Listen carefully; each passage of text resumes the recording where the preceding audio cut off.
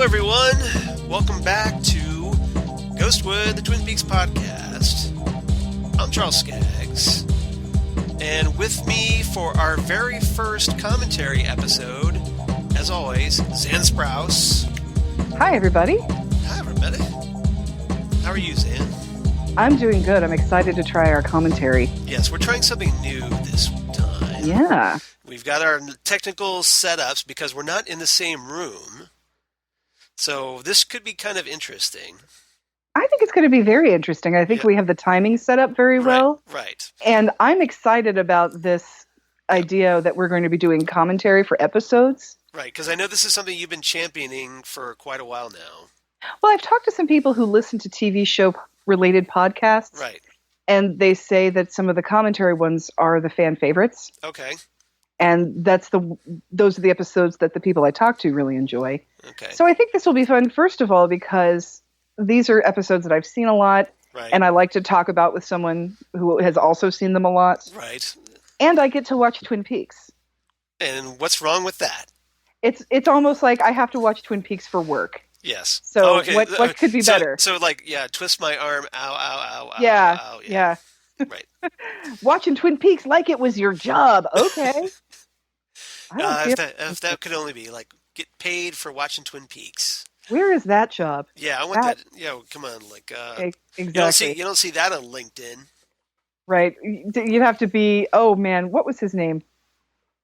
What was the famous TV critic? Roger Ebert. Oh, the TV critic. Yeah. Shales. What was his first name? I don't know. I don't know that guy. Oh, I'll have to look that up later. Okay. It'll come I just know movie critics, I guess. Right, like Gene Shalit or Roger Ebert or Siskel. Or Rex Reed Yep. Yeah. Still blows my mind that Rex Reed is in the original Superman movie. I know. How did he get that lucky gig? Yeah. Nepotism? Not much. No, probably. Tom Shales. Tom Shales. Okay, yeah, I think I've heard the name. I think we all have the Tom Shales job. Yeah. Yes, I believe he was a writer for TV Guide or New York Magazine or one of those. But yeah, Tom Shales, the TV critic, that was your bread and butter back in the day if Tom Shales liked you. Pretty sweet. Your show was going to do okay. Okay, so yep, we're going to watch some Twin Peaks, everybody. And what are we going to watch? We are going to watch Traces to Nowhere, a.k.a. the Episode 1. Well, technically, it's kind of episode 2 because it's right after the pilot. Well, there's how when there's a contest, right? There's the grand prize winner, and then there's the first prize winner. Right. It's kind of confusing because the first prize winner is really second place. The first runner-up, Right. So we have the pilot. Yes. And then we have episode 1. Right. This is kind of like the first regular episode after the pilot. Right. When we know that we're going to have a series. Right. And we can go on from there. Right. And I'll tell you something, Charles, and I think I've told you this before, that I did not see Twin Peaks when it aired originally. Yeah. And back then, that was 1990, Twin Peaks was a weird show, and it didn't get repeated. And it was only a 2-season series. Right. So, it wasn't big and long. It wasn't on long enough to get syndication. Right. You need at least 3 seasons to be syndicated, I believe, or maybe it's 5. Yes. I forget. But and Twin Peaks' first season was only 8 episodes. So 8 right. So this never got repeated, and so what I was left with was the video release, which was the European movie. Right. And then that's very different, isn't it? Very, very different. As we've discussed. That has the bits with Bob. Bob at the ending. So that was essentially your first experience with Bob. Right. So then in this episode where Cooper is talking about his dream and he knows who killed Laura Palmer, and then Harry is like, okay, who did it? He's like, I don't know. I'm like, what do you mean you don't know? You were just in the basement with him. And so that always confused me. And then when I saw, I believe it was when Bravo was rerunning it in the mid-90s and I was in college, I finally got to see the original pilot where it's the... with the ending with Sarah Palmer screaming. Right, because she sees the flashlight in the dark and the hand digging up the necklace. Yeah, she has a vision, and she wakes up or whatever, and she's screaming. Right. Yeah. And she sees that someone digging up the necklace, which we find later is Dr. Jacoby. That episode makes it look a lot more ominous than it really turns out to be. Right. It's just Dr. Jacoby being creepy and following kids around. And that was my first experience because I had watched the Twin Peaks live. Right. So, like, seeing that getting that blood curdling scream from Grace Zabriskie at the end, that was just like, ooh, I'm hooked. I got to find out what happens next week. Well, and when I finally did see it, I screamed out loud, just like it would have been 1990. Yeah. I was, whoa, my God! And it made this episode make a lot more sense to me because I knew that I was missing something from just seeing this European part. That there was some bit of information that I was totally missing. So, tell me again, what was the premiere date of Twin Peaks? I believe it was April 5th. No, wait, no, that doesn't. Well, it could be because this episode aired on April 12th, 1990. So a week before that would have been April 5th. Yeah, that's true. Right, which of course is Lori and my anniversary date. Which, awesome. Yeah, that is being married under purely coincidental. That's being married under a good sign right there. Let me tell you. That was just serendipity, I think. It was serendipitous, yes. Well, when this came out, I was in the 8th grade. Right. So I was still kind of a kid, and back then I wasn't all that big on hour-long dramas. But then by the time I got into high school, I was a little more into that sort of thing and got hooked on it then. All right. So this is, like I said, April 12th, 1990, written by Mark Frost and David Lynch. Excellent. So it's obviously important and obviously very good. And directed by Dwayne Dunham, who I think does a pretty good job of kind of transitioning from David Lynch's pilot episode. I think so. Because he does it, I was reading up on this, he was using a lot of the same like filters, and like he would use like an orange filter. Okay. Or reddish, with a reddish tint to things. I can see that. And, he's trying to kind of like keep a similar style because obviously you don't want anything too drastic of a change from the pilot.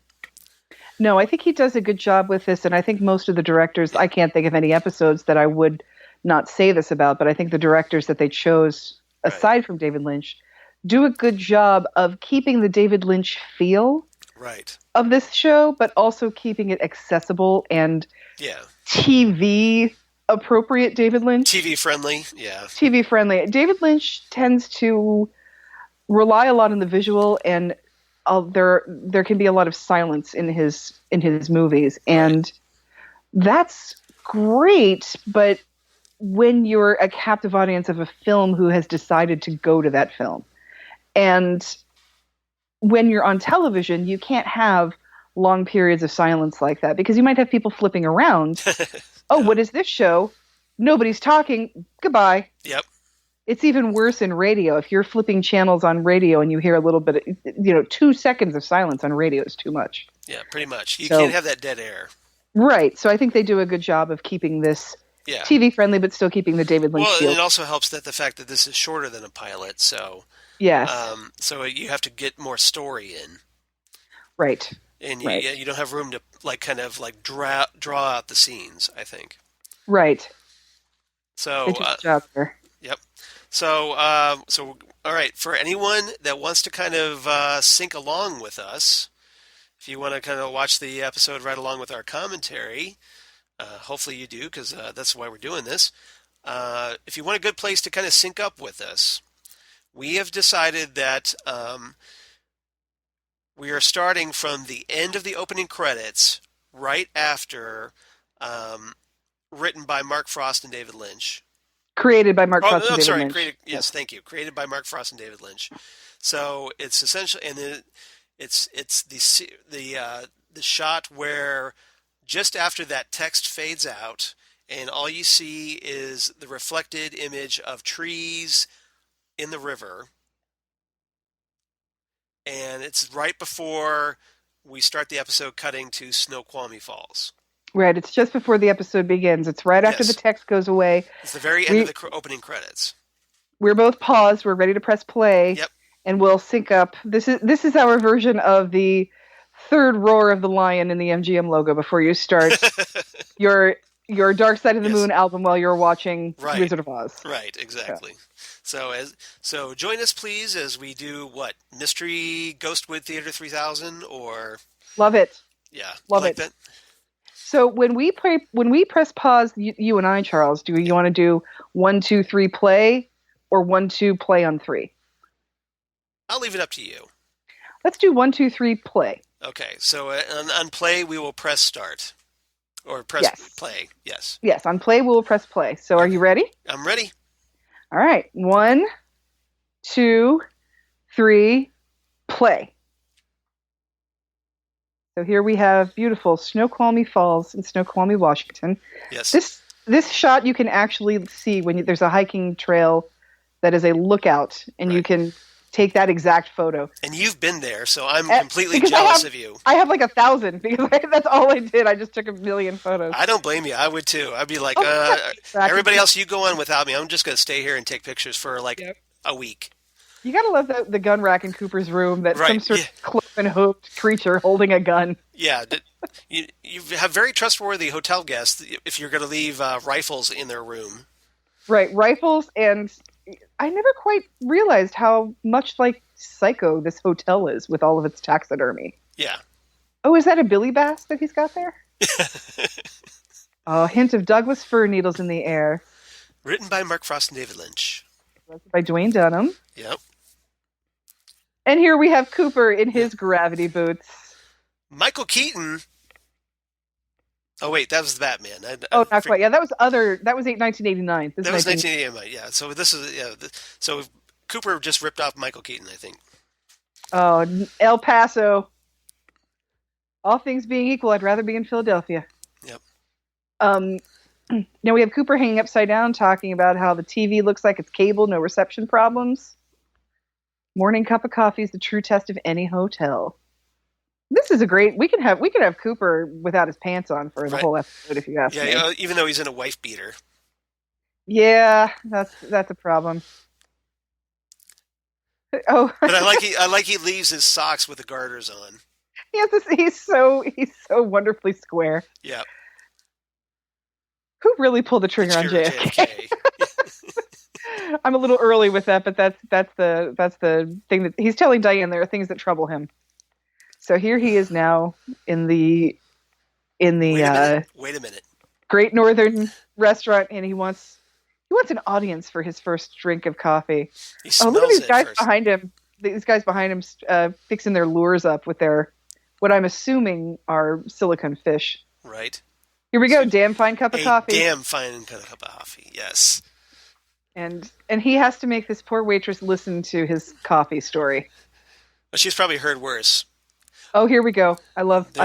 Audrey kind of peeks in. And this is how I like my bacon. Super crispy, almost burned, cremated. Yep. I want that guy's toque behind him. Oh, seriously. These are fabulous. As long as those grapefruits are freshly squeezed. That's not a sexual innuendo. That's not an innuendo at all. No. Here we have Cooper with his first glimpse of Audrey Horne, who is 18, by the way, Diane. Lest you think otherwise. Lest you think otherwise, yes. Yeah, don't call the cops, Diane. She's a bit of a vixen, but he's not that creepy. No. So, and he's using his Cooper powers of deduction to figure out that she is the daughter of the owner. Oh, that is a fabulous toque. And even Isn't that and it says Canada on it. Right. That's amazing. Take off to the great North. Take off. Yeah. Hey, Getty, I can't believe you did this. Yeah, well, $10 is $10, eh? Yeah. So here we have Audrey explaining that Laura helped take care of Johnny, who is severely special needs, and partially why... Ring. Oh, look out. It's a ring. Don't take the ring, Audrey. Don't take the ring, Cooper. Yes, and unfortunately for Audrey, having I get so flushed, it's interesting. She's trying so hard to seduce him. It's so cute. Do your palms ever itch? AKA, do you masturbate, Agent Cooper? You know they have lotions for that, right? She's trying so hard. Yes, but Johnny is partially why she kind of gets ignored in her family. Not only her parents' bad marriage and her father being a total jerk, but she has a brother who needs most of their attention. But he's very sweet and loving, and she loves him. So I love it. Everybody's like going to town on these donuts here. look at those boxes. There's 1, 2, 3, 4, 5. Like there's like 8 boxes of donuts. There's like 8 boxes of donuts for what are there like 7 people in this office? I'll be injecting my insulin in 15 minutes. 5 minutes, yes. Yeah. And now we find out that James is still in lockup. He's been there overnight.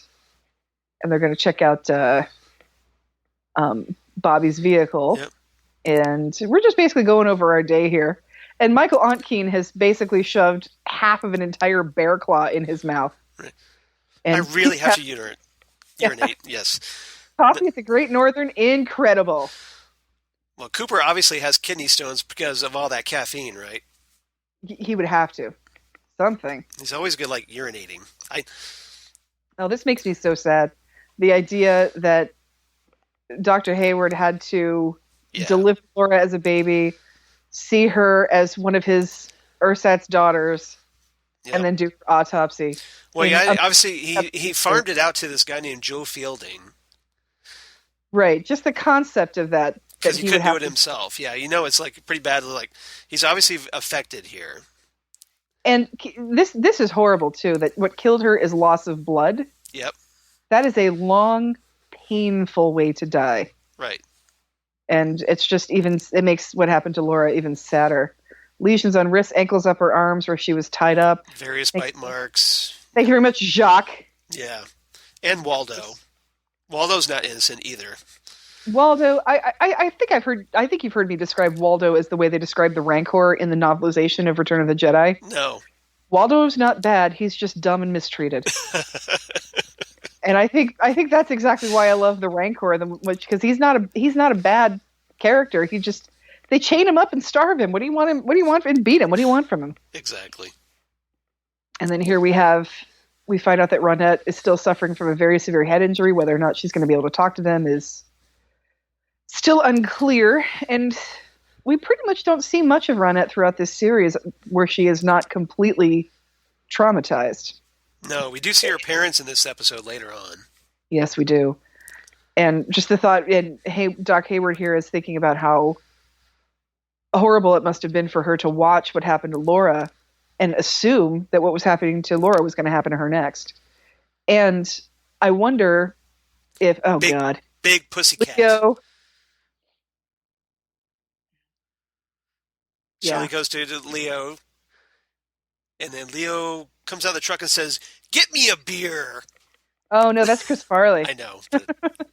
Yeah, did you finish cleaning my boots? Yeah, whatever. Yeah. And here he's baiting her. Did she do all the laundry? Oh, no, he's got more laundry for her. Yeah, here. But, wash that. No. But he forgets what's in that bag. Yep. And he doesn't... Now, Shelley.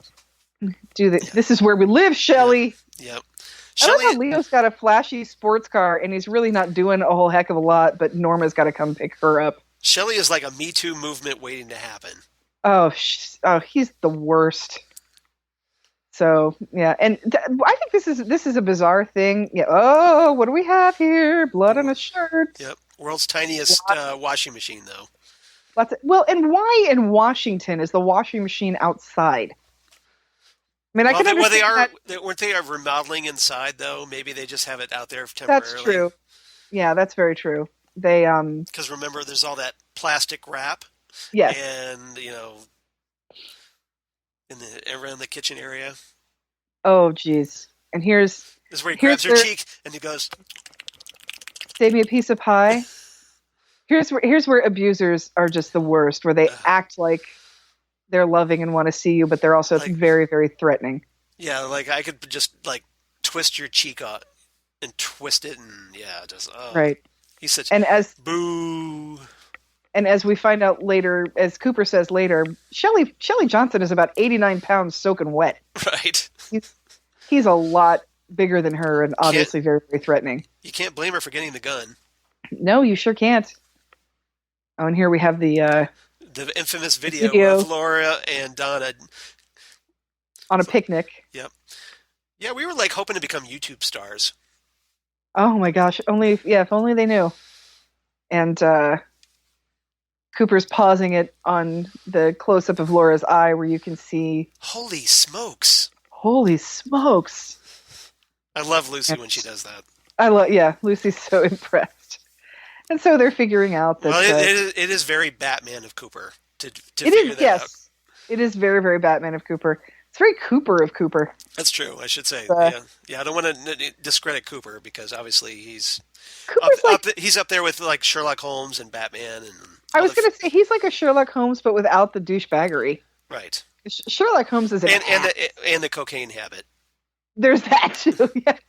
Substitute cocaine for donuts or heroin, excuse me, and being nice to your fellow man, and then you've got Cooper. Yeah. But because he's kind of an ass. Yeah. Sherlock Holmes. He's like Sherlock Holmes without being a sociopath. Seriously. Right. James is such a sweet kid, and he's one of those kids that just breaks your heart. That kid that has the absent dad, the party mom. Yep. Has to live with his uncle, who is also a really sweet man. Yeah, this is all we really ever find out about James's mom in this series. Right, that she's... And it seems like kind of a wasted opportunity. Like, we could have found something out more about her. You know, I'm wondering if his wanting to please that older woman in the James Hurley saga is a bit of a mom issue. I didn't think about that, but you could be right. Oh, I don't know. Maybe we'll talk more about that during that episode. Yes. Sparkwood in 21, which, by the way, is what I wanted to call this podcast, but it was already taken. Yep. So. That's okay. I like Ghostwood. I like Ghostwood, too. Yeah, Ghostwood was definitely my second choice. But when you asked me... Yeah, I gave you several options, and you kind of like Ghostwood, too. So. Well, you asked me, what should we call it? My first reaction was Sparkwood in 21, and you said, that's taken. And I said, all right, Ghostwood. And you're like, that's what I was thinking, too. But James is such a sweet character, and he's one of those guys that you wouldn't think to look at him, because he's, the biker loner, quiet guy in the high school. He looks pretty good for spending a night in lockup.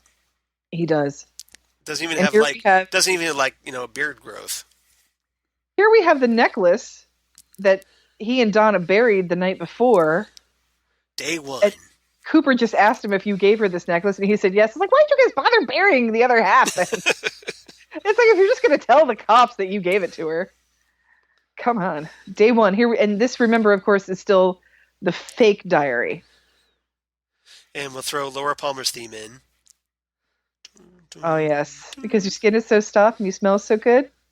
Because I know that you really love me. And here we have... But you're so dumb. Oh, wait. That's later. I can only handle so much of sweet. And again, we realize that, and here we have Laura giving the necklace. The breaking of the locket.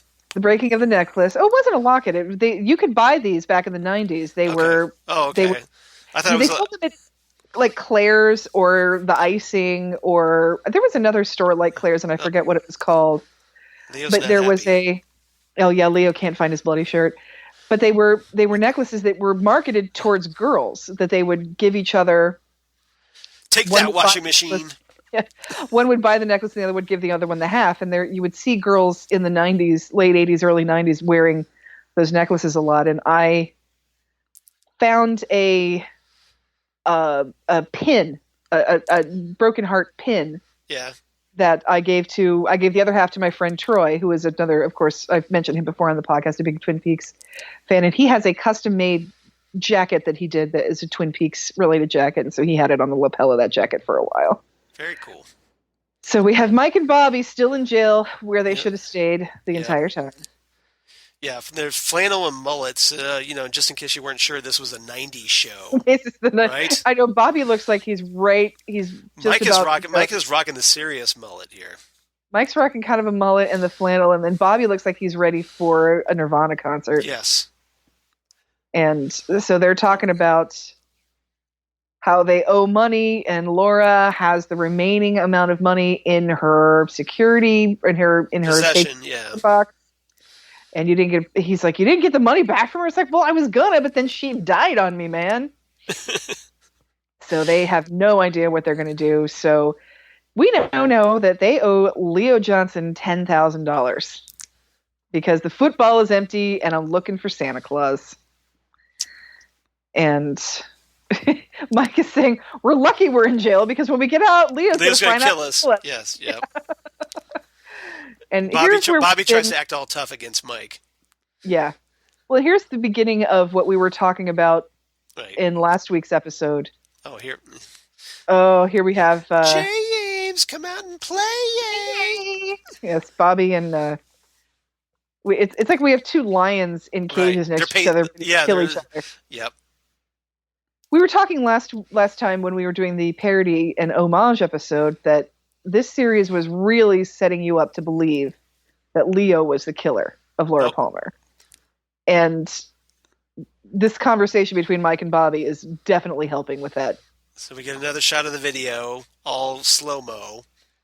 Yes, and in Laura Palmer's beautiful face. And she says, "Help me. Help me." And help me, Spock. Help me, Spock. Spock, help me. Mom, why'd you let me sleep in? I was going to go to school the day after my friend was murdered. No, honey, we're pulling you out of school for like a good 2 weeks. Yep. Okay. Laura Flynn Boyle before the surgery. Oh my goodness. Yes. And of course we have Mary Deschanel, Zooey Deschanel's mother. Oh, that's right. Yeah. I totally forgot about that. What is her sister's name? The one who's on Bones? Oh, Emily. Emily Deschanel, yes. Zoe and Emily Deschanel's mother. Yeah. And if you look at her right here in the scene, it's obvious. You can really tell that they are her daughters. Now that I see, she does kind of look like Zoe. Right. Give her some bangs and some nerd glasses. And you let her look all adorkable. Adorkable. I like that term. You like that? That's pretty cute. I can't claim to have invented it, but well, it's still pretty good. Yeah. I steal from the best. Yeah, I could kind of see that. I love how the Haywoods are these really, really understanding parents. Right. You know, she sneaks out to the Roadhouse, aka a bar. Yeah. To meet a guy they don't know. Well, they trust their daughter. They do trust their daughter. And I love that her dad's reaction is, aren't you supposed to put air in your sister's tires? You know? They understand that here we go, that they were the ones falling in love. Come on, you guys. Really? This is what's so heartbreaking, though, about in the Twin Peaks dossier, to find out that the family just went completely to hell. Since the original series. Well, yeah, exactly. Since that moment where Ben confronts everybody about being Donna's father. Right. And I think too that and Ben loses his shit and throws Ben into the fireplace mantle. Oh, the doc loses his shit and sends. That's what I mean. You're right. I'm sorry. The doc loses. Yeah. Yes. Sorry. Serious. Look at those. Look at that. That's like 12 boxes of donuts. I know. Oh, here's poor Big Ed after being slipped a Mickey. We bring him in by the truckload. Yeah. And yeah, his mother's out of town. Yeah. Yeah. AKA his mother's on a bender. Yeah. So James gets to come out of jail. He's not being charged with anything. And Ed was there at the Roadhouse when Mike and Bobby come and see James, and then a big old fight starts. Oh, Albert Rosenfeld is on the phone. Yep. Lights out, Mr. Monkey Wrench. And he's still got a bruise on his head, and he thinks that he got slipped a Mickey because Jacques was tending bar last night. Right. Oh, here he's about to tell us what I just said. I'm getting ahead of myself here. And yeah. Harry's saying, when I saw the bandage, I thought maybe Nadine got wind of you and Norma. Nadine, poor Nadine. She's it's funny. Well, she's crazy. It's funny because I'm in an abusive relationship. Yeah, that's the thing. Back then it was like if a man is the abusee. Yeah. It was always in that cute. She thinks she can hit him. Right. And I'm glad we're steering away from that crap, because abusive relationships are abusive relationships. End of story. I don't care what gender you are. If you're being abused, get help. There's help for you. And Ed was definitely being at least verbally abused. Oh, absolutely. And maybe not physically, but definitely verbally. And I'm shocked that both Ed and Mike are still alive after her superhuman strength periods. Right. They got a cherry pie there that'll kill you. That'll kill you. Yeah. Yeah. Love that. Right. So. And this is only awkward, where Norma Jennings comes into the general store, and guess who's there? Oh, literally bumps into Nadine. It's her arch enemy, Nadine. And she's like, Norma, what are you doing here? I could ask you the same question. There's one store in this town. Right.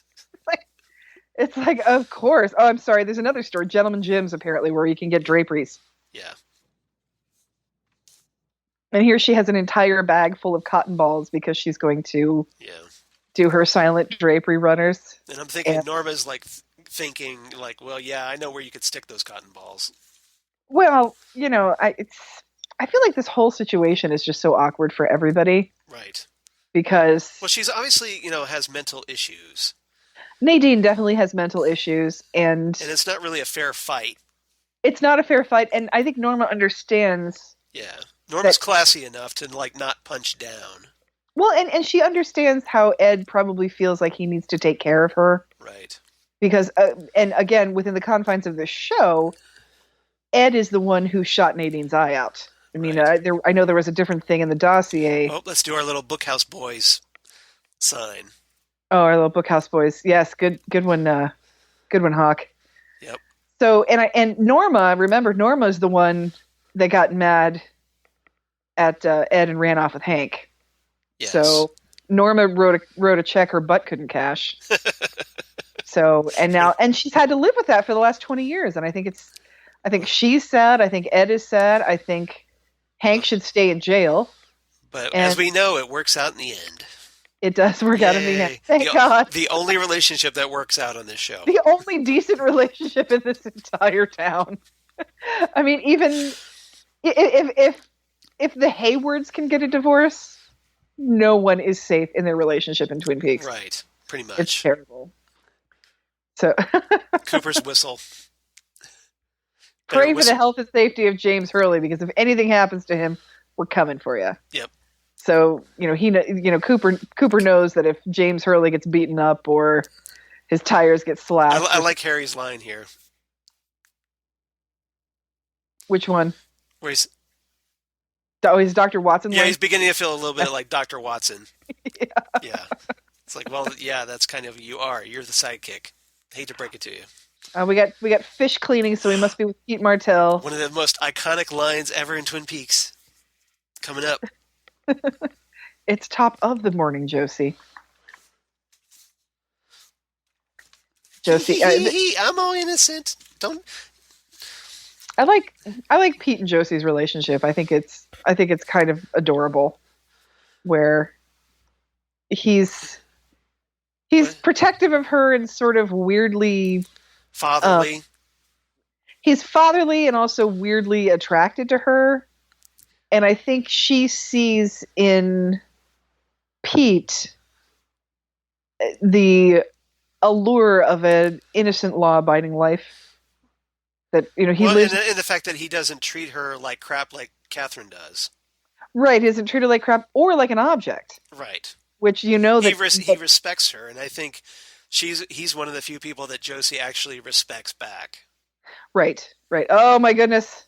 Don't pour it. Don't even pour it. I like how she coordinated her dress with a lipstick. She's classy. Yep. She knows how to present herself. She made the effort. Both orange. Did. Yep. She did.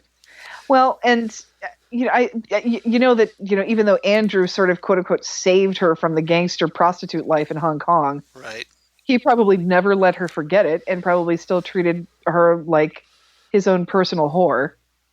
So to have Pete just treat her like a person he respects, I think she really appreciates that, and I think she really sees in him how a law-abiding, simple life can be appealing. That could possibly work instead of. Or at the very least, she doesn't view him as a threat like she does Catherine. Oh, exactly, because Catherine's a rival for her. Right, Catherine's blaming her for Andrew. What Andrew did. Yeah, for Andrew's death. Well, not even Andrew's death, but Andrew leaving her all the money in the sawmill. Oh, okay. You know, the Packard sawmill was right. Like, why didn't he leave it to me?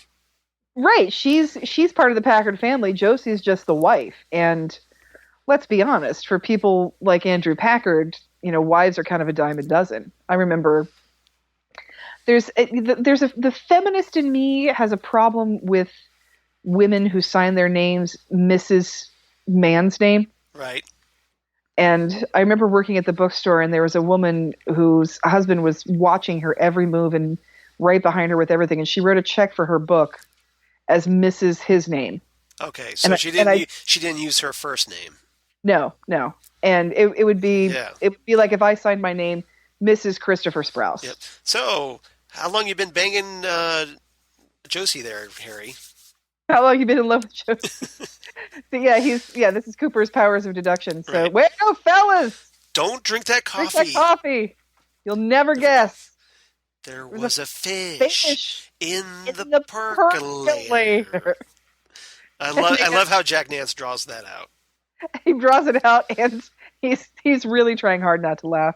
Yeah. So anyway, this woman wrote this check, and I almost wanted to say to her, this could be anybody. Yeah. This is like Cooper's worst nightmare, tainted coffee. Yep. So I wanted to say to this woman who wrote this check, this could be anybody. Yeah. You know, I know you're married to him right now, but there could be 8 of you throughout the course of time. Right. So, you want to specify this a little more? Yeah, you want to maybe put your name here. Yeah, you want to have at least some sense of identity. So here we have Catherine giving Josie the guilt trip for shutting down the mill. Right. And we see she is in a hotel room with somebody else. Yep. Mystery man. Cahoots, but in cahoots with whom? Not cahoots, shenanigans.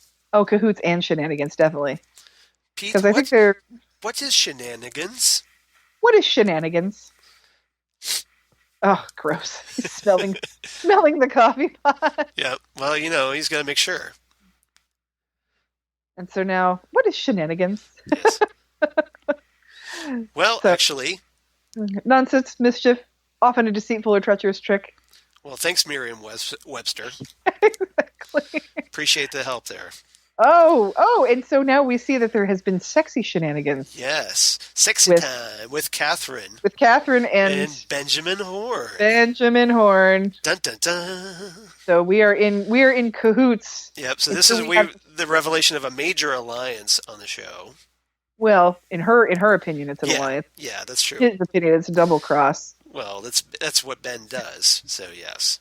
So because Catherine Martell is not owner of the sawmill, and Josie is, and she's having a hard time wrestling it from her, she figures, all right, well, I'll just burn it down for the insurance money, which will come to me, not her. Right. And she won't have her power over me anymore, and I don't have to browbeat her into submission for the rest of her life. Now, what bothers me the most about this, this is one of those towns that was built because of the sawmill industry. So if you get rid of the sawmill industry, it goes under. Seriously, this will turn Twin Peaks into the next Flint, Michigan. But they obviously don't care. This just goes to show you what horrible, horrible people these people are. Well, and what I don't get about this whole arson plan, okay, you've had Andrew Packard, who mysteriously died, left it to Josie. Uh-huh. And then all of a sudden, the mill burns down. Yeah, that's not suspicious at all. Well, I mean, I think when you have a sawmill, the idea that it would burn down is fairly plausible, but at the same time, it's going to be really easy to find that there's an accelerant. And here we have Benjamin Horn's foot fetish. Yep. Well, Ben's evil because he has that ladybug tie. Oh yeah, that's one heck of a power tie right there. Right. Now I remember how all those hours turned into days. Yep. You are horrible, horrible people. Want me some of that hot Catherine Martell action. Oh, that's she's Meanwhile, at the Amityville Horror House. meanwhile at the Palmers. Oh wait. Well, the thing is, I think it's so funny about how Catherine Martell is, Piper Laurie goes from her most Piper Laurie's most famous role, let's admit it, is Carrie's mother. Right. So to see her in Sexy Shenanigans is kind of amusing. Right. Oh, this is so sad. Yes. Donna, who do you think? And Leland here is so interesting to watch, knowing what we know, because he looks all concerned. Yeah, and usually when we see Leland as Bob, he sort of has that frown, right, that almost turns into a smile. Yeah. And here we have a look of like genuine concern. Yeah, I think at this point they probably hadn't figured out that that Leland was Bob.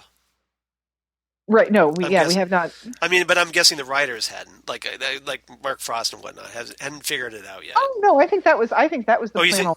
You think that was the plan all along? I don't think they George Lucased this and just thought, oh crap, we got to come up with something. Yeah. No, I think they knew that all along, which is why Leo made such a good red herring. Yep. Sarah's crying. Take a drink. Oh, jeez. We're do the Sarah Palmer drinking game. We're gonna be drunk in 5 minutes. I know. Oh, so sad. So she sees a vision of Laura on Donna's body, and Xan jumps just as much as. I close my eyes in time. The first appearance of Bob. Everybody run! He's terrifying. Yes, Sarah's not taking it well. And the irony of Leland holding her at this moment. I think yes, that is horrifically ironic. I think two of the best screamers Hollywood has ever seen are in this series. Yeah, Cheryl Lee and Grace Zabriskie. Because number one best scream in Hollywood. Yep, and both obviously mother and daughter. So. Mother and daughter. Number one best scream in the history of Hollywood, hands down. That award goes to Fay Wray. Right. Number two is Cheryl Lee. Yeah, she's up there. She's definitely top 5. Number 2 is Cheryl Lee for sure, especially after the last episode of The Return. Right. I think that just does it. After all these years, she can still belt it.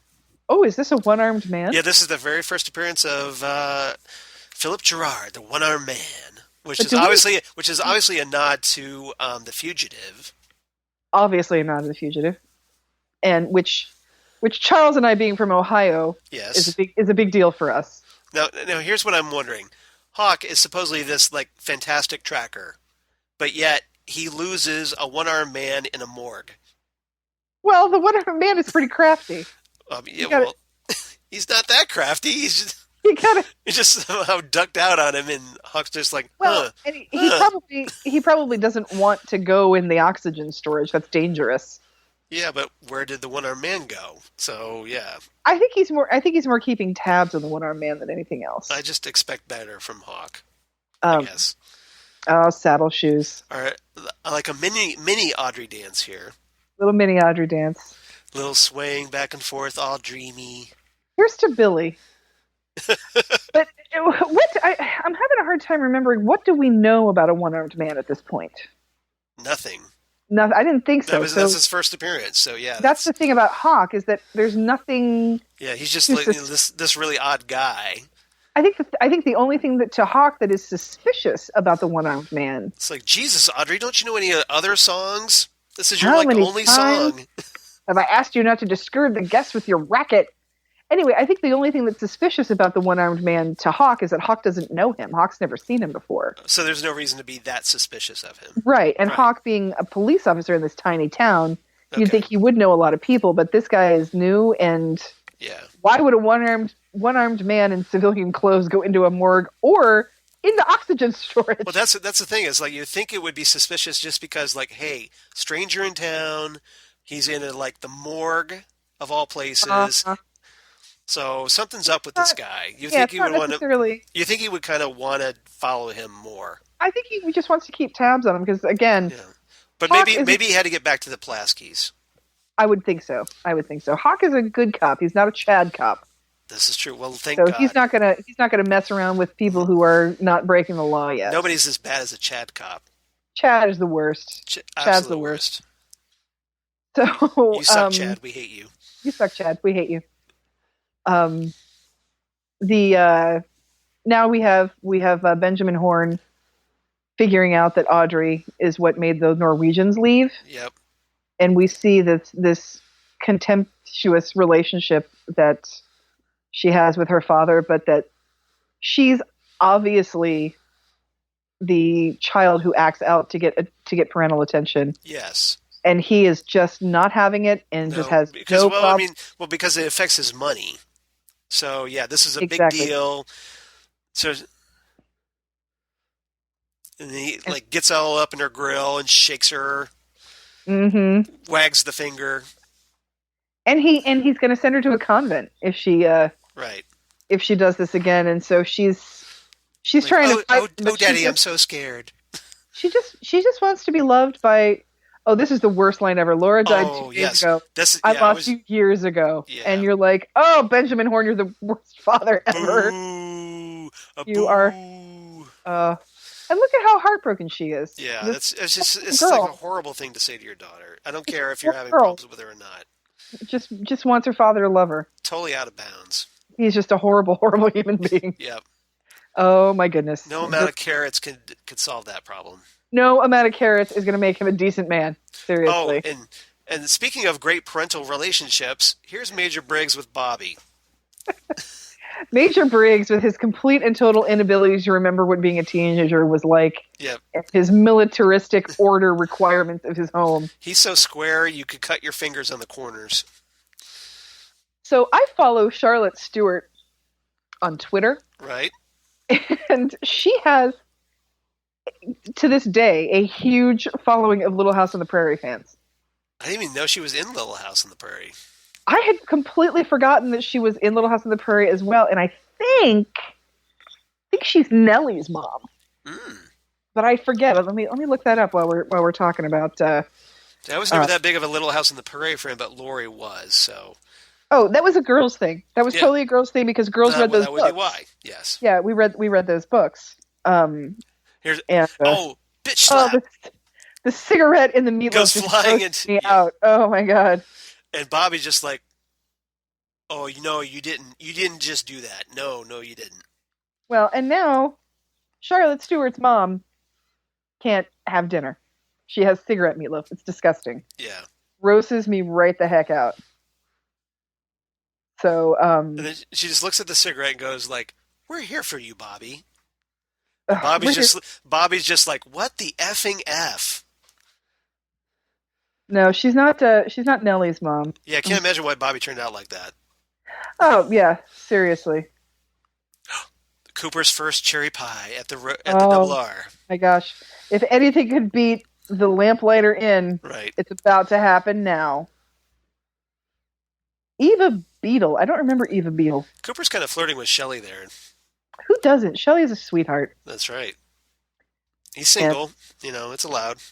I think for Shelley Johnson with a J, nervous about meeting Jay tonight. We're putting things together here, Cooper. Mm-hmm. Can't get that taste of the coffee out of my mouth. And I think the fish coffee. So gross. Oh, hi, log lady. Whatever. Loser. Can I ask her about her log? Many have. But I probably wouldn't. That's not an answer. That's not an answer. The thing that's also about... when they asked Norma about the Meals on Wheels here. Right. Also about Cooper kind of flirting with Shelley. I think there's nothing sexier to a man than a lovely woman that brings him good food. Right. That's the old wives' tale saying, the best way to a man's heart is through his stomach. Yep, that is true. This is true. You must have the metabolism of a bumblebee. Yep. Because he has had 2 bites of pie. Yep. And he's ordered 2 more slices of pie. Yeah, he wants 2 more slices of pie. Right. 2 more slices of this fabulous pie.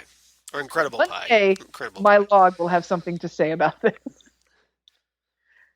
And so, but today is not that day. So, Well, ask it, idiot. Ask it. Uh, no, not happening. I love how her log has two little Yep, arms. yep.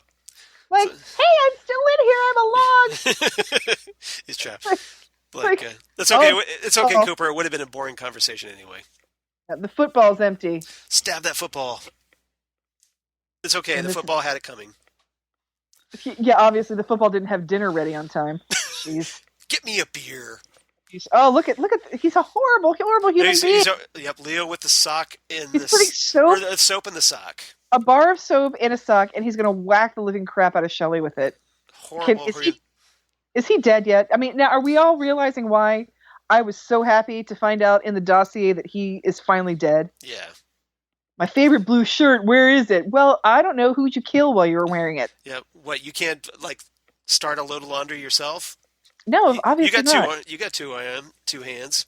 All he wanted was a maid. He didn't have to pay. Right. So Let me turn on the radio to cover up the noise. the captions, I have the captions on, and it says oldies rock music playing on radio. That is not oldies rock music. That is so funny. That is hilarious. I'm laughing at the captions, people, not at the abuse. Abuse is a horrible thing, and if you are experiencing it or know someone who has experienced it, please reach out for help. Yeah, we here at Ghostwood do not tolerate abuse. We do not. We have a zero tolerance policy. Yes. For humans and animals. Yep. So here James meets the parents. Here's the adorableness of James Hurley meeting Yep. Donna's parents. Yeah, 2 days after your girlfriend died, and now you have a new girlfriend. Hey, gotta move on. Life's short. James is my kind of guy. Oh, and the funny thing is, he's all cleaned up. He's wearing a sweater here. I know, he's so cute. He's so cute.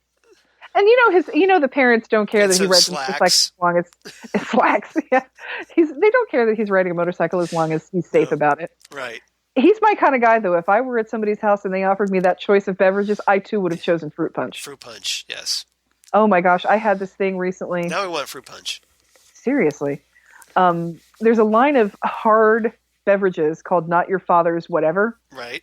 There's Not Your Father's Root Beer, Not Your Father's Mountain Ale or something like that. It's basically alcoholic Mountain Dew. Not Your Father's Ginger Ale. And I tried recently Not Your Father's Fruit Punch. It's like alcoholic Hawaiian punch. It is the greatest thing ever. I have not tried that. I have to try that. Check that out. It's very, very scary because it tastes like fruit punch, and then you're thinking, oh, this is delicious, and I'm thirsty, and then all of a sudden you've had 7. Well, I guess I'll go help Eileen so you two kids can have some time alone. Oh, so cute! Look at the bowl of fruit and gore. He's all smiling and happy and like a kid. Aww. The Haywards. Oh, you know what? Screw you, Benjamin Horne. Yep. You're a horrible person. And then Mike and Bobby pull up. Here we have Mike, Mr. Bonehead Boyfriend. Mike is the man. First your girlfriend, then mine. Yep. So, too bad we can only kill him once. Yep. Yeah, you know what, Bobby? I think you have enough problems. You owe Leo Johnson $10,000. Oh, meanwhile, Dr. Jacoby's. I'm making you another one of these tapes. Oh, look at that badass stereo system Dr. Jacoby has. I had something like that. With his old school headphone set up with the coily wire. Right, and he's got the reel-to-reel tape player. Uh-huh. This is quite the hi-fi setup that he's got. Next to his aquarium. What exactly is in that aquarium? I think it's just lights. It honestly looks like something you would buy at Spencer's. Yeah. Yeah, the decor by Spencer's Gifts.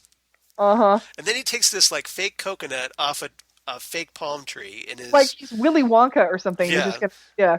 And he kicks back in his favorite chair with a headphone, one headphone to his ear, and then he places the coconut in a very creepy place. And then he starts rubbing the hairy coconut. Yes. Yeah, Dr. Jacoby's a little bit. Oh, what did he just find out? I don't know. He just smelled his own. Ah.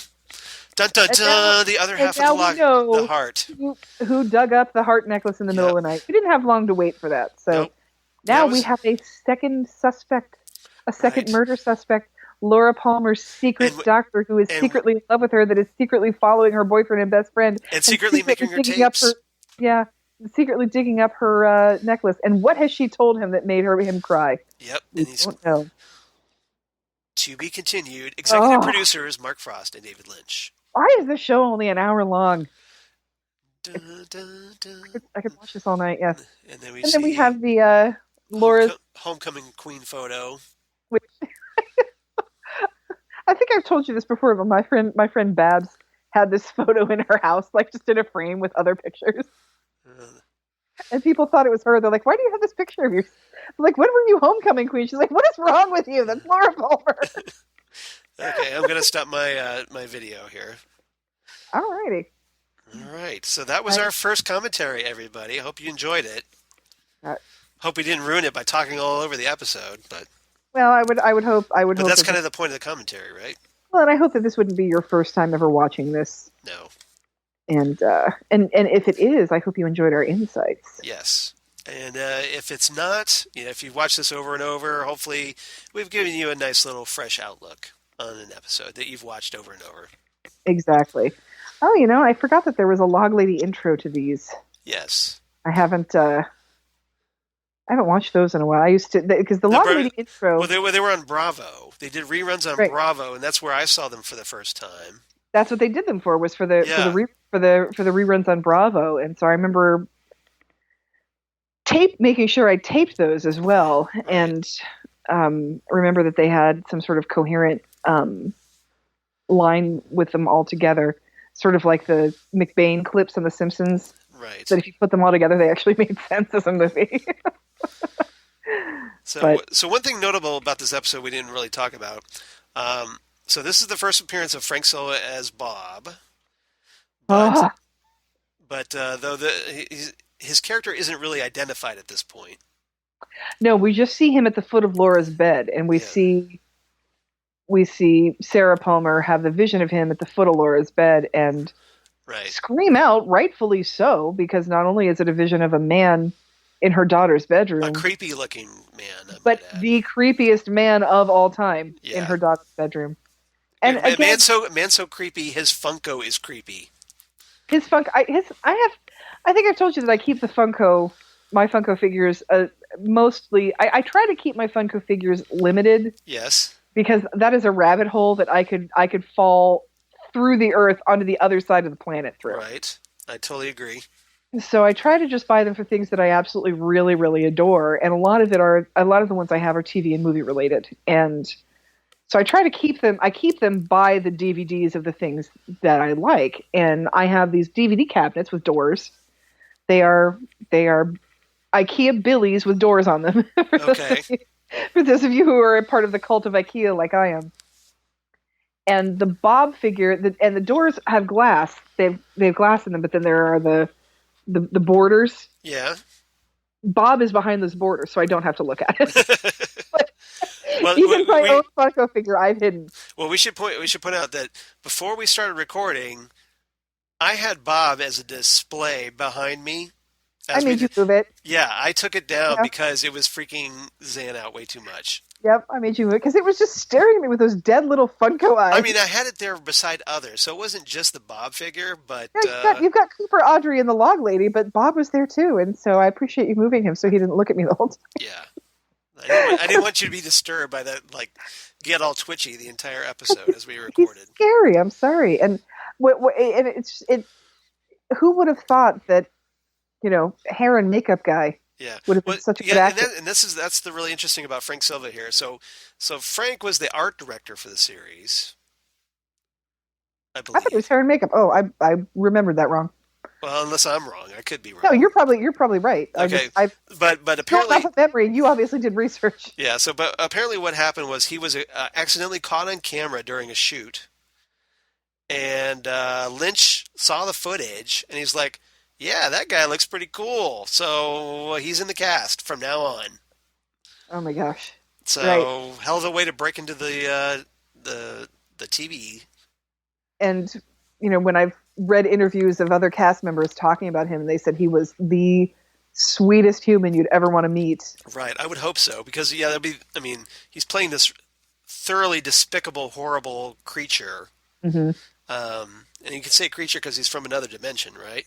Right, he's not human. He's something else. Something else. So, and it just kind of makes sense that playing somebody so horrible in real life, he'd be like the complete opposite. And that's good. That's good. And I hope he didn't do like a not Christian Slater thing, Christian Bale Yeah. kind of thing where he Oh, you mean stays in character. like a method actor type thing? Right, where he stays in character and just walks around freaking people out. Kind of like, or Heath Ledger when he was the Joker, or Jared Leto when he was the Joker, or yeah, just sort of walking around, or didn't David Prowse do that? He would just show up and just dress up like Darth Vader. And I think so. Even when he wasn't, like if he was done for the day, he'd stay in his costume and just walk around. Yeah, I know Robert De Niro method acts a lot too. So yeah. I have a lot of respect for the actors who swear by the method. Right. But when I was in theater school, I didn't particularly like method acting all that much because I didn't feel like it was acting. Yeah, it's just you taking on this other persona. Well, if for example, I'll use a Simpsons reference because that's what I do. Yes. I would expect nothing else. There's a Simpsons episode where James Woods comes to Springfield to work at the Quickie Mart because in his next movie, he's going to be a convenience store owner. Right. I remember that. This is James Wood before he became completely horrible, by the way. Well, before we all knew he was completely horrible. Right. That's true. Good point. He was, if you ask Sean Young, he was still a rapist. So, oh, hey, what's up, Fred? That's Fred. Hey, my little stuffed dinosaur, Fred. Charles has a very adorable stuffed dinosaur who looks like, for those of you Pokemon fans, he looks like a cross between Totodile and Charmander. He kind of looks like Totodile, but he's Charmander colored. Yeah. So, anyway, what happens is this is the episode where Homer eats the tainted meat from the Quickie Mart, so Apu gets fired. Right. And they need somebody to take over for Apu, and James Woods gets his agent to get him into that gig because he's going to be a convenience store owner in his next movie. Well, the thing is, if you are a convenience store owner, how is that acting? Research is one thing, but like spending 6 months as that thing to become that thing, right? I don't know. It just doesn't feel like acting to me. No. I'm all for research, but I think method can take it a little too far sometimes. Yeah, well, obviously it did in Heath Ledger's case because he couldn't apparently get out of the role. That poor bastard. Yes. No, he couldn't get out of it, and he had terrible insomnia and nightmares and too much Ambien, and he just never woke up. Yeah, we know all about the Ambien these days, don't we? Did you see the statement that Sanofi put out? No. that they're aware of that they have a very diverse workforce. Oh yeah, I did. Yeah. They celebrate diversity, and they know that racism is not a side effect. Yeah, of this their is the maker of Ambien. Yeah. Yes, the makers of Ambien, who Roseanne Barr is blaming for her racist tweet tirades. Right, and then the makers came out with this actual statement said, "No, it doesn't." Nope, that's not it. It will that's make on you. You. The racism's on you. It'll make you sleep eat. Right. But it will not make you sleep racist. Right. So that was pretty epic of them to do yeah, that. that was pretty good. So all right. So anything else about this episode? I think this episode did a great job of ending on a similar but different enough cliffhanger that you really want to keep watching. Right, and it's kind of important because these episodes right after the pilot episode, because you obviously want to keep the audience watching. So it was key to have a very successful episode, and it helped that they had Mark Frost and David Lynch writing the script to kind of keep the overall tone going. But it's a credit to Dwayne Dunham that he created such a compelling episode that it kept viewers watching. And we introduced, we continued, and we got some more clarification on some things. Like we know it's not James. We know it's not James. Right. We're pretty sure it's not Mike and Bobby, but they're up to something. But what is it? And Leo just becomes even more suspicious. We really are thinking it's Leo at this point. And obviously, with the introduction of Bob, that's a major addition to the mythos. Right, and we also are thinking too. Phillip Gerard, who becomes a major character. Right. We get some new mysteries in this episode. We get who is the one-armed man. Right. We get who is this creepy gray-haired guy at the foot of the bed. Right. And we get what the heck is the sawmill owner and the hotel magnate doing in bed together, and what are they plotting? Right. And we get, like, who is this Albert Rosenfeld that Cooper's talking to? We are going to be so well rewarded with that question. Oh, yes. Right. Yeah, when Miguel Ferrer shows up, we're going to be very happy on both of our ends, I think. Welcome to Amateur Hour. Oh, look, it's trying to think. Where do they keep his water dish? So we have... So many good lines. We know Albert is coming soon because Cooper said they're going to put her in the ground Monday. Yep. So he doesn't have a lot of time before the burial. And we have another suspect, which is Dr. Jacoby. Who is this weird guy who, and why does he have the other half of the necklace? Because we know from the end of the pilot that somebody dug it up in the middle of the night and was obviously following these kids around. Yeah. Why was he doing that? Yeah. Why does he want it? Right. So what is his deal? And so obviously there's, does he want the other half of the necklace because he lost the first half? We don't quite know what's going on with him. So there are a lot of mysteries in this episode. And when I'm watching this again, this really isn't that weird yet. No. We've got some weird characters. Well, next episode is when Twin Peaks finally achieves its potential, I think. Okay. Because, that's when we have Cooper's dream. We have Cooper's dream, yes. And so that's next episode. But we also have a weird town. Yeah. And we've seen TV shows before where the setting is quirky, but the show's not that hard to understand. Like if you take something like a Night Court, for example, or Newhart. Or Newhart. This is a ragtag group of weirdos in a weird situation. Yeah. But it's a coherent show. And I think Twin Peaks is still at that point right now. These are weird people in this small town. Small towns have always had a reputation of being very strange and having a seedy underbelly. And so this is a trope that we all know. But I think it does a good job of hooking you before it starts to get weird. So by the time it does get weird... Well, yeah, because it starts off as more... It starts off as more of a procedural mystery. Yes, exactly. And just kind of a stylish one. And then again, once we hit episode 3, it evolves into something else. Yes. Yes, it becomes something other.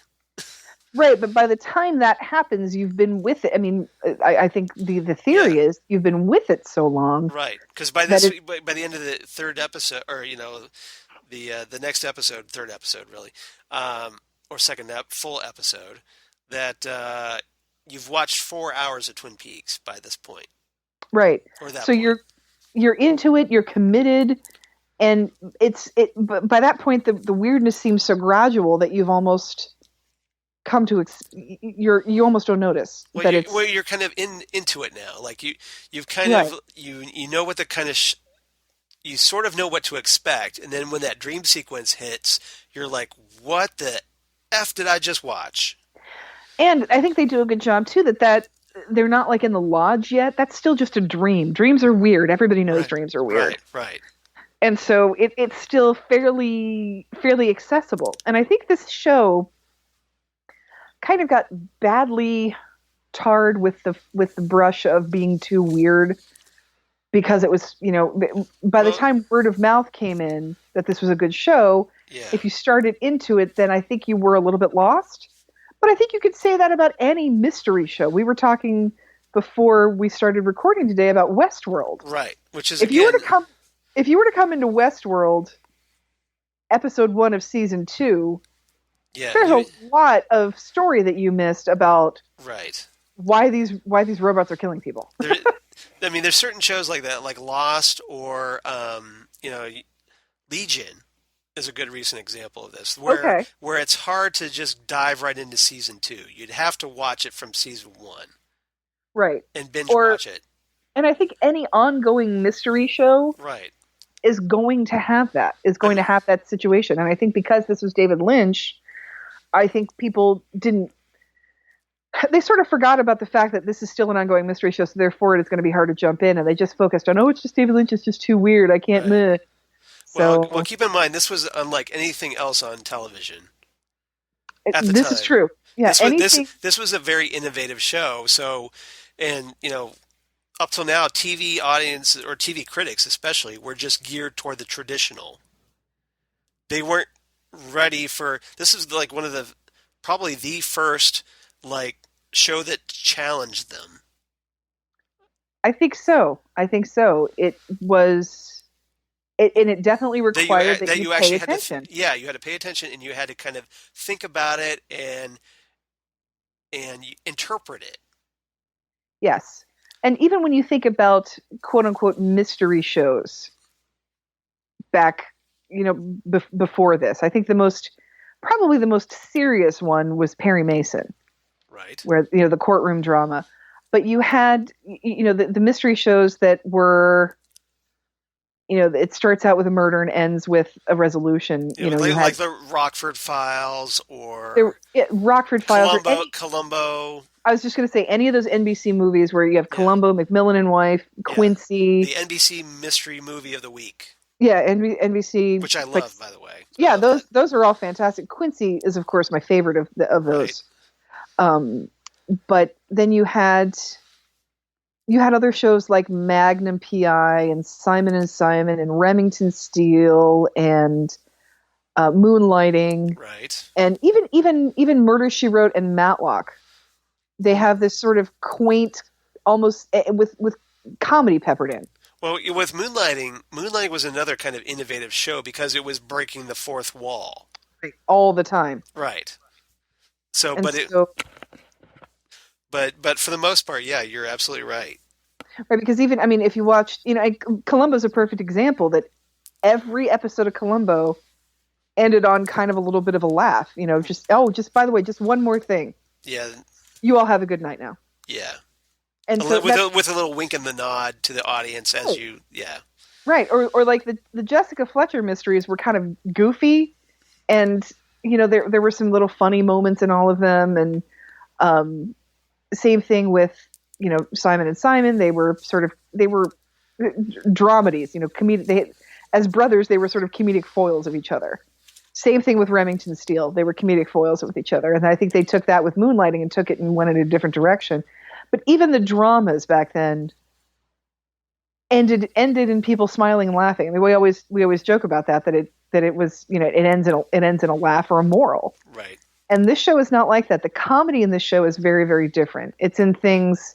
Well, there's kind of a dark humor to it, but there's also just this offbeat humor. Dark and offbeat humor. Just in this episode, ask it. Yeah, I thought so. Just everybody sort of knows this log is kind of bizarre. Or like a cigarette landing in Betty Briggs's Meal. Yeah. Yeah. After Bobby gets slapped by his father. Or then in a couple episodes from now, it's like, who's on the phone? James, get him over here. I need help. Hey, who the hell ever heard of diet lasagna? SOS. Yeah. So you have little things like that, or I think you said you told your sister you'd put air in her bicycle tires. Right. Things like that where the comedy is. It comes out of the story, the characters, because these are offbeat characters, so they're going to say weird things. Exactly, and I think this, and like we said, this show was the first to do all of that. You would not have had a Northern Exposure, right, without this showing that people do respond to offbeat comedy. Yes, it was groundbreaking. That's one of the reasons why we love it. Right there, and it is hard to remember sometimes how bad. Not bad, just TV wasn't bad before this, but stale, and predictable. Stale, predictable, and kind of saccharine it was before this. Yeah. That there, I mean, you did have breakout things like, and I will say there would never have been a Twin Peaks if there hadn't been a Twilight Zone or an Outer Limits or a Dark Shadows. Yes. Put those things together, and you have the the precedent for knowing that there's an audience for not the normal thing. Dark Shadows especially, because Twin Peaks is very soap opera-like in the fact that it's a continuing story. It's not a new mystery every time. That's a great observation. Not just a new thing. And you had those continuing plot threads, and you did have quirky characters on that show as well. Right. And, and other things like Alfred Hitchcock Presents and Thriller. Alfred Hitchcock Presents is the pinnacle of dark comedy, of black comedy on television. With his little interstitials where he's making really, really dark jokes. Right. And again, that sets the precedent for there is an audience for this. We can do this. And you put all of these things together, the mystery shows, the horror shows, the wacky comedies, and even something like Night Court. There was nothing like Night Court when that first came out. It was very wacky and offbeat at the time. I think the closest thing you could have gotten to that was maybe a WKRP in Cincinnati. But even that was pretty mainstream. Yeah. Until Thanksgiving. The absolute funniest Thanksgiving episode of anything on television pretty much is WKRP and Cincinnati Turkey Drop. But you had these sort of wacky offbeat comedies, or even things with younger audience, like a Misfits of Science, which didn't last very long. I loved Misfits of Science. Loved Misfits. There was that. I'm one of the few people that actually remembers the theme song to Misfits of Science. That's a good one, yeah. Misfits Science. Yeah, really passionately sung theme song. And you had that mid-'80s weird show renaissance where you had like Automan, Misfits of Science, Black Magic, Amazing Stories, the Twilight Zone revival, and then you had all those syndicated shows like Monsters, Tales from the Dark Side, Tales from the Crypt, Friday the 13th, the series. Yeah. Meanwhile, we have all our millennial listeners are like, what are all these shows you're talking about? They're amazing, kids, and YouTube and find them. Yeah, or do your homework, kids. TV actually existed before 1990. My Friday nights when I was like 7th and 8th grade, yeah, usually consisted of my friend Nicole and I going to the continent to see a movie, and then coming home just in time to watch Freddy's Nightmares. Right. So we had this sort of talk about a black comedy as well. Right. Very, very darkly humorous. Friday the 13th, the series, kids, has absolutely nothing to do with Jason Voorhees. I'm still not sure why it has that title, but it's still a good show. It's Friday the 13th in name only. In name only, yes. It's an older man and his niece and nephew, I believe, trying to locate cursed items that were sold out of their cursed, out of his brother's, which has absolutely nothing to do with the Friday the 13th movies. Nothing to do with the Jason Voorhees thing. They never even. There's never a nod. Not his mother. Nope. Nothing. So, you had that kind of stuff on TV, but I think this was the culmination of all of that precedence into a mature cult following. That it wasn't because I'll talk about something like Freddy's Nightmares or Monsters or something like that, and I know it wasn't the greatest show, but I still loved it. And a lot of the love that we have for those earlier shows is the cheese value. Yeah. But when you were a kid watching those shows, you thought, well, this is pretty cool. This is right. But even a lot of episodes of Amazing Stories were funny. Yeah. Twilight Zone, not so much. Twilight Zone, I think, has always had quite a, it's like a 10% humorous episode ratio in the Twilight Zone. Yeah. But when we get to Twin Peaks, I don't think anybody's going to look back at Twin Peaks and say, "Oh, that was a cheesy show, but I still loved it." I mean, this was a no. I mean, it's kind of a credit because, well, with the way this show is presented, it almost has like a timeless quality to it. Like it's this small town in the middle of nowhere, and it's already like when the show aired in 1990, it already looked retro. It did, and I remember saying at the time that I remember watching the show and thinking, I'm currently in high school. I don't know anyone who dresses like this. Right, because I mean, you had like Audrey Horne in the pilot. She's wearing saddle shoes, Right. and you know, like at least they had like Audrey in the pilot. She had kind of like a very retro hairstyle, and you know, just everything with the that kind of like almost like a strange '50s vibe to it. Like you had, definitely. Like the principal, high school principal has this major buzz cut, and you had Major Briggs, and so yeah, just a general overall kind of retro feel to it, and I think that's and because of that, you could still watch it today and like, okay, it had a retro vibe to it, it you know, just the fact that it was, you know, it's been 25 years since the show ran, apart from just, you know, being in 4:3 ratio and just the like the flannel and the mullets, etc., you would kind of think, well, maybe it could have been done today.